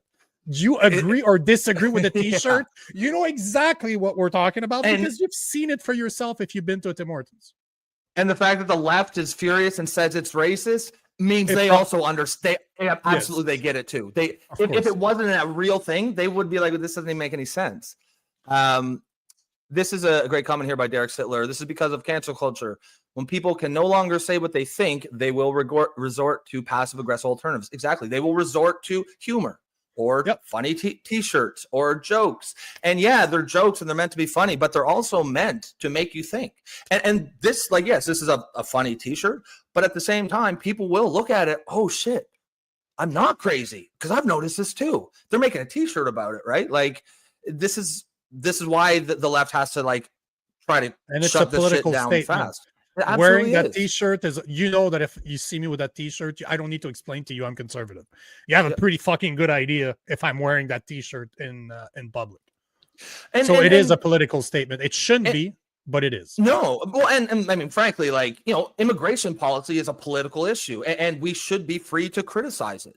That it's a nonsensical point to say, if I don't agree that the open borders policy that we have and 1.1 million newcomers every single year, if I don't agree that's a good thing, I'm racist. Even though, you know, I don't want 1.1 million new white people here either. It has nothing to do with their fucking skin color. Like, we can't even give these people, we can't even justify, like, we're justifying their critiques when we respond to it. We just have to treat them like morons. Yeah, you know, yesterday there's a guy that started reposting some of my pictures, insulting me on my page and blah blah. And all I answer to those guys, because I have thousands of people like that call me shit all the time, and all I told him, I'm like, you understand, bro, that there's no such thing as bad publicity, right? All publicity is good publicity. So thank you for resharing my stuff. And by the way, the more you reshare this stuff, the more you help me with the algorithm. So thank you. God bless, because obviously he's an atheist. So I've developed ways to deal with those people, but it's the same thing with Tim Hortons. They should have just left it up. They should have just shut the fuck up, not answer the comment, because now they're exposing themselves. Just like they can't, though. The left, they cannot. They can't leave that stuff alone. That's their whole existence. That's their whole meaning of life. Is rooting out, you know, fascism and racism and imagining it. That's why they went nuts over Sydney Sweeney. It's a regular fucking jeans ad. You know, newsflash, up until 5-6 years ago, attractive women typically were used to sell clothes, but they can't accept that, and it has to be Nazi propaganda. These people are just half-witted morons. Did you see the meme about Dr. Fauci and American Eagle commercial? No, what was that? Oh shit, I should have found it, but it's basically him, like they replaced Sweeney by Dr. Fauci. With Fauci. And there's a massive syringe in front of him, and it says gene therapy. I'm like, wop wop wop wop canoe. Oh, it's just you know, some people are just clever. They're just very, very fast with this shit. But that's funny. Derek Siltler is saying that I wear t-shirts with political statement on them all the time. They're conversation starters. I have a bunch of t-shirts that I made, and I can't remember which one I was wearing, but I do a lot of political t-shirts. And I was in the US. We were in fucking Colorado. I was having a steak. Like, I don't know if you know what a cowboy steak is, but it's something ridiculous. Just a giant ass fucking steak. It's like a 20-ounce steak. Is it one of those massive, like eat it in 45 minutes, it's free? And no. Okay. There was a super nice restaurant. They don't do that in nice restaurants. But it's like $100 American, just a steak, right? And my wife and I are just having a day out. It's just her and I, and we're sitting at the bar because the place is jam-packed. We had no reservation. We just showed up.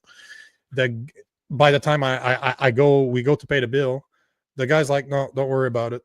You've been taken care of. I'm like, what the fuck you talking about? Wow. He's like, yeah, one of our regulars. He already left, so you're not going to know who he is. But one of our regulars loved your fucking T-shirt. He didn't want to bother you during your supper, but he paid for it. I'm like, what did it say? Oh, I have so many of them. Okay. One that I made, and especially for gym stuff. But it says, "Discipline trumps." What is it? Shit, I don't know which one it was. I have too many of them. But all to say that it was one of those political one that Trump was in it. Because I like to use Trump as in Trump's something. Because I know it is. Oh, of course. Like I think it's discipline Trump's motivation. Sure. But obviously Trump's is in bigger letters than all the rest. Like, you know what I'm saying. I'm just fucking with people. But yeah, I got a free fucking cowboy steak over it, man. That's fucking maybe sweet. he was gay and I just don't know. But yeah, that's what he's going for. Robert Bard says immigration only helps corporations, not the people. I mean, I'll say yes and no. I mean, I think our current immigration policy, I'm right there with you 100%. I think it can be done in a way that helps the people if it's done smart immigration policy, bringing in, highly educated, skilled workers. Families that already can support themselves, don't need to go on social services right away, don't need to, are relatively healthy. Yeah, if they get in a car accident their first week here, of course they should go to the hospital, but they're not coming here with fucking gout, fucking broken bones, stage 4 cancer. Like if you do it like that and it's done at a pace and rate that is slow enough to not overrun our infrastructure, apply a values test to make sure they're compatible with Western values, that they're going to assimilate into society. They're going to bring something to our culture. They're going to accept from our culture. We'll meet in the middle. It could be done correctly and for the people. But I agree with you. That's not what our immigration system is right now. Not even close. No. There's a bunch of other subjects that I wanted to talk about today. We'll carry on the one for the Canadians are inciting hate by claiming that there's no unmarked or mass graves in this country, considering that we do have an expert on Wednesday at 12:30 showing up, so we'll keep it for that time. But since it's Friday, I wanted to show something actually that probably matters to you as much as it does to me. Sure. Trump signed an executive order yesterday bringing back presidential fitness tests in schools. And I think that's a great idea. We all gonna agree right off the bat that it's fucking hilarious that he's the one doing it, because that guy ain't fucking passing that. No, he ain't passing fuck all. But he's also 85 or 80 or whatever. I don't expect an 80-year-old. Like, he's lived his life. Yeah, but you look at an RFK that's right next to him, where that fucker passes that fucking test. Yeah. But the reason I wanted to bring it up is not because of necessarily because Trump did it. I don't really care that Trump did it. I got a video here. It's funny because of who's with him. Like, he announced that yesterday, and you're going to recognize a very known triple WWE wrestler next to him, which is fucking hilarious because that guy's juiced up. So sure. But it's the video I want to show afterwards, because there's somebody that was very prone on the fitness levels in schools, and I don't think that here there's somebody that's not going to like him. I don't care that you're a leftist or a rightist. He's always brought up as being pretty universally loved. So that's the reason why I'm bringing this up. But let's just watch this quick video. Then I'm going to bring up the video about the other president. Well, I'm delighted to be here with some of the truly great you recognize that guy, right? legends of all time, as we Triple H announced the newest. Oh, yeah. Fuck, he's aged, but yeah. Nutrition. This is an important. He's married to Vince McMahon's daughter, I think. Oh, is he? The order that I'll sign today. That's why you got to smack her a lot on stage. Directs the council to develop strategies to improve America's physical fitness. If anyone's going to slap my wife, the American spirit, excellence, competitiveness, and sportsmanship. To that end, I'm pleased to announce that we're officially restoring the Presidential Fitness Test and the Presidential Fitness Award, and it's going to be a very big thing. To be honest, I never would have thought that this opportunity would have been here right at our doorstep. We have an opportunity at being the 70th anniversary of the President's Council on Sports, Fitness, and Nutrition to literally change the fabric of kids' lives. And our first initiative is to bring back and reignite the President's Fitness Test. Sport has always been part of my life. I don't know that golfers are the best of living a healthy, option for active this. lifestyle cannot be any more important than nowadays. So thank you for the trust, and I can't wait to get to work. So just to say that he's bringing it back, but the real reason I wanted to talk about this, just like I did on my Instagram this morning, is because of this, because there is a president that we all fucking like that was a massive, massive, massive ambassador for fitness, especially in schools. And it's none other than the uncle of RFK, JFK. So I don't know. I just wanted to play a 1962 video. This is a remake, obviously, but it's the same 1962 video of JFK talking about health and fitness in the school system. I welcome this opportunity to speak to the Is it laggy? people of America about a subject which I believe to be most important.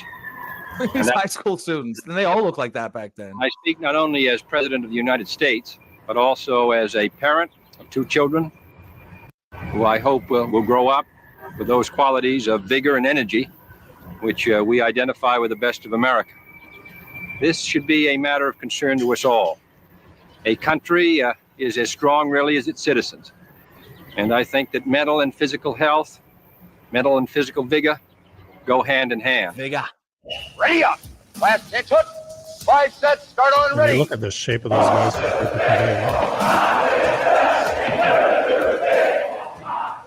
I hope that we will not find the woke retards will call that fascism. All of us are spectators except for a few who are out on the field. I hope all Americans will be on the field. This is a subject which should be of interest to us all. It is possible for young men to achieve difficult physical feats if they're motivated in the right direction. And I hope that the astonishing... We lost something, man. When these were the messages, when these were the messages young men were getting, like that's night and day. I guarantee if you did a mental health test with all those young men, you wouldn't, and then compare that to a mental health test of young men today, it wouldn't even be close. It would not even be close. And what JFK, he said something there that is absolutely correct. I forget exactly the way he said it, but it was something like mental and physical health are directly connected. You cannot separate them. Mental and physical vigor, because he's got that Boston accent, is the same thing as mental vigor. You like, and that's something that's completely missing from how we feel about kids. Like, whatever you feel about Trump, this is an absolutely necessary, absolutely brilliant decision. We need to force kids to get out there, especially in this day and age. This was back then; they had all those, but they were also out all the time. Like, they weren't on their tablets or whatnot. Now, like we really need this shit now. Just look at the 1960s, 1970s people on the beach. Just go back to those pictures and just look what they look like and compare them to 2020. It's insane, the difference. Just the average person. Obviously, most people don't look like you and I. Most people are not gym rats. They're not weighing their food. They're not on very, very. And you don't need to be. You don't need. No, to. no. 100. I told you I know this what is you're saying. a choice that I make. 100%. I'm an ex-fighter. I'm not on a diet now compared to what I used to be, so it's easy. Yeah. But tell me that that's not a good idea. Tell me that it's so important. It's so necessary. Yep. And that coach, when he said young men need to do something hard, that is that's something I firmly believe. Like I've talked about. I have a 16-year-old son now. He's starting to think about. He's going into grade 12, so he's really starting to think about what he's going to do. Obviously, I'm leading up to him, but one thing I'm really pushing him in is go in the military, because we've created such a soft society that young men don't have any real challenges anymore. And I firmly believe doing something hard, the kind of thing where you're out there, you want to quit, you think you're going to quit, and you just find something inside of you to keep going. like you would experience when you're fighting and training. There aren't that many avenues to do that these days. 50 years ago, most kids had that just working on the farm or something. But those are absolutely essential experiences to especially for young men to grow into men. And it's that like at least puts us on the right path, at least starts the conversation again that yes, like much of the mental health crisis is a physical health crisis. Yeah, Tammy, I saw this one. Hal Johnson and Joanne McLeod. You remember them? I could even remember the logo, that Participation logo. But you're right. That was that guy and the white woman, right? Yeah, the married couple. Yeah, I remember those. Yep. I mean, look, it's woke. Mixed race couple, great. Woke, like woke in a good way. Diverse, great. Love it. But now we had skipping. We had skipping back when I was young. I'm an awesome fucking rope skipper, not because of martial arts. I showed up to martial arts being able to look like a boxer because when I was a kid, that was taught to us. We had gym class where you needed to learn how to fucking skip rope. That was that was part of the curriculum. Great thing, because skipping rope is not fucking easy, and it doesn't take much. It's like a $5 rope, and there you go. You can have all the exercise in the world that works a full body. So, what is it? Body break. I remember that. Body break. Hal Johnson and John McCloud. So Chris H. So he says physical fitness is important. From a left perspective, maybe it would be cool if we could have some sort of government-funded fitness center or some tax break. I'm with you on that. I think government, especially a government that has a universal healthcare system. What's the saying? An ounce of prevention is worth more than a pound of cure. We probably very much pay for itself if we're encouraging those things. So I'm with you on that, Chris. But like, you also have to recognize the reality of the situation. Your position is not common on the left. Right now, the consensus on the left is that caring about physical fitness is white supremacist coded. Makes you a far right Nazi. And if you don't think it is, like we did a show where I showed several articles from major newspapers like Vogue and whatever, where that was essentially the gist of the topic. The new right-wing white supremacist culture behind fitness. They don't fundamentally, current woke left discourse it's at least it seems to be about not improving yourself whatsoever, or at least not doing any work to improve yourself. You want to take a pill to improve yourself, a surgery to improve yourself. Yeah, that's cool. But anything that requires any sort of discipline, any sort of hard work, no, fascist, far right. And I agree with your comment, but we also have to recognize that is not a common sentiment on the left. I guarantee you there's a lot of people on the left who would look at that video we saw, the boys doing jumping jacks in unison, and call it fascist. Call it fascist. You know what's interesting is that if you are, I remembered them to be in such better shape than that. Like they're not, I know, right? Like look at that. They weren't even in good shape. They were just normal. No, that's all you need to be. You don't need, as you said, you don't need to be a gym rat. Just get out and use your body. Our bodies are machines. They're meant to be moved.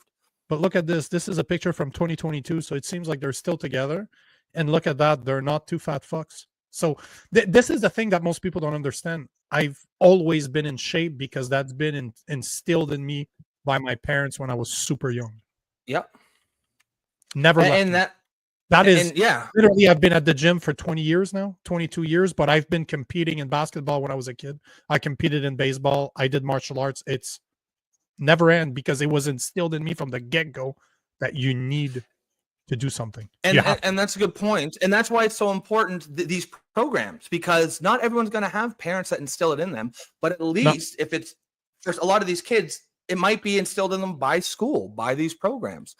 I just want to take a quick one from Chris here. He says, I watch a social show called Revolutionary Blackout Network, and they advocate learning martial arts. And that's great. I mean, I think that is great. But again, I think if we're honest, the more common, actually, Nico, can you just remove that there? Oh, I got it. The more common thing is something like this. Getting fit is great, but it could turn you into a right-wing jerk by The Guardian. Like, these are real articles from real people. And I just pulled up that one. That always looks sick. Always looks sickly. But these are real things that are coming out of the left. The left just hates self-improvement for the most part. Yep. And I know exceptions abound, Chris. I'm not saying you do. You seem like a pretty sensible guy. But Other than that, guys, we're going to put a pin in there because we don't want to go too far over. This was I really enjoyed the show. Hopefully you guys did as well. Hopefully you were down with the interview. Down with the interview, or you saw the interview with the two doctors we had here. It was really informative. If you didn't, you might want to go back and check that out. If you are tuning in for just the first time, sorry, I'm reading Joe's comment here as I'm trying to do this. He says, Rob, that is a comment sent on. Yeah, we'll cut it. Sure. We'll keep going. Joe, we'll take it. We remind me on Monday, Joe, or whenever we're doing actually Wednesday, because Monday, Tuesday, we are going to be off vacation time. Nico's going down to San Francisco to find a new boyfriend. And so we are going to, amen. Yep. And then, but we are going to play, I think what we're going to do a replay of the interview on Monday. Yep. And so, but if you don't see us those 2 days, don't freak out. We will be back here Wednesday. Guys, if you're new to the show and you want to support the show, you like what Nico and I are doing, please remember to, first of all, like and share the stream. That's, that's simple enough. That costs nothing. But if you really want to support the show, you can become a member for $2.99 a month. The low price, of course. Other than that, folks, have an excellent weekend. Be safe, have fun, get out there and enjoy the weather, and we will see you Wednesday.